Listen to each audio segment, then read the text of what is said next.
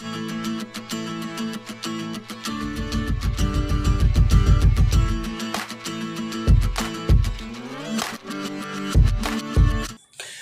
इस वीडियो में हम बात करने वाले हैं टाइप्स ऑफ एसिड की, कि आखिर एसिड के कितने टाइप होते हैं। अगर मैं बात करूं एसिड के टाइप की, तो एसिड आपके दो टाइप के होते हैं।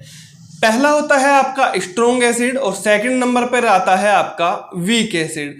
स्ट्रॉन्ग एसिड की बात करूं तो स्ट्रॉन्ग एसिड यानी कि जो मजबूत अम्ल होते हैं उनकी बात करता हूं।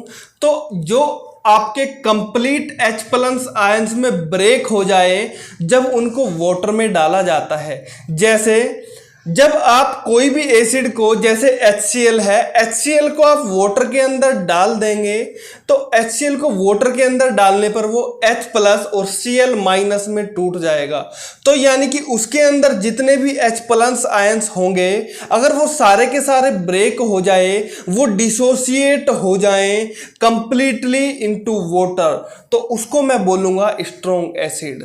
स्ट्रॉन्ग एसिड आपके तीन होते हैं, सल्फ्यूरिक एसिड H2SO4, पहले नंबर पर आता है आपका HCl यानी कि hydrochloric acid, and third number पर आता है आपका HNO3 यानी कि नाइट्रिक एसिड भी जिसको आप बोलते हैं। अगर मैं वीक एसिड की बात करूं तो इन तीनों को छोड़कर सारे ही एसिड आपके वीक होते हैं, यानी कि वे एसिड जो कंप्लीटली H+ आयंस के अंदर ब्रेक ना हो। जैसे H+ और Cl-, यानी कि जब H+ कंप्लीटली ब्रेक ना हो उसको हम क्या बोलेंगे, वीक एसिड। यानी कि कुछ H+ आयंस वो अपने अंदर रख लेता है, यानी कि जितने भी उसके, मान के चलो 10 उसके पास H+ आयंस थे और 10 के 10 अगर वे डिसोसिएट हो जाए वाटर में डालने पर तो उसको स्ट्रॉन्ग एसिड बोलेंगे। लेकिन 10 में से केवल 8 ही H+ आयंस ब्रेक हो पाए हैं, तो यानी कि 2 उसने क्या करा है, अपने पास रख लिए हैं, तो उसको बोलेंगे हम वीक एसिड। और वीक एसिड में आपके 3 एसिड को छोड़कर सारे के सारे आपके वीक एसिड की कैटेगरी में आ जाएंगे। ठीक, जैसे CH3COOH जिसको हम एसिटिक एसिड भी बोला जाता है, या आप इसको इथानोइक एसिड भी बोल सकते हैं। दूसरे नंबर पर आता है आपका फॉर्मिक एसिड जिसको आप मिथानोइक एसिड भी बोल सकते हैं, जिसका फॉर्मूला होता है HCOOH।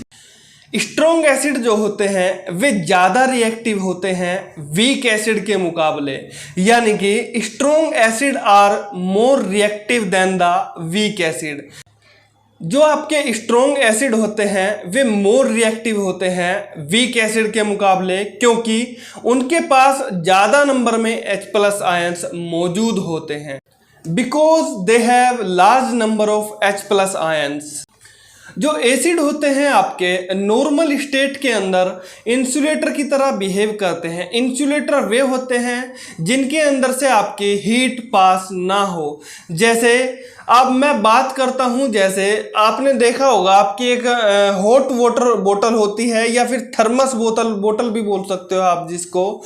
उसके अंदर होता क्या है, जैसे आप हॉट वाटर डालते हो, उसके अंदर गर्म पानी डालते हो, तो 4-5 घंटे तक भी जो वो आपका पानी होता है वो आपका गर्म ही रहता है। क्यों? क्योंकि उसके अंदर से हीट पास नहीं हुई है, तो उसी को बोला जाता है इंसुलेटर। जैसे मैं आपकी बात करूं, आपके जो वायर्स होते हैं, इलेक्ट्रिक वायर्स होते हैं, तो उनको इंसुलेट किया जाता है ताकि उनके अंदर से करंट बाहर फ्लो ना हो, तो उसी को बोला जाता है इंसुलेटर। यानी कि जिसके अंदर से इलेक्ट्रिसिटी प्रोसेस ना हो, यानी कि जिसके अंदर इलेक्ट्रिसिटी का फ्लो ना हो। इंसुलेटर इसको इसीलिए बोला जाता है क्योंकि इसके अंदर फ्री आयंस नहीं होते। जहां पर आपके फ्री आयंस होंगे वहां पर आपकी इलेक्ट्रिसिटी फ्लो करेगी, बट नॉर्मल स्टेट में एसिड के अंदर इलेक्ट्रिसिटी फ्लो नहीं करती हैं, तो इसीलिए ये किस तरीके से बिहेव करते हैं, इंसुलेटर की तरह बिहेव करते हैं।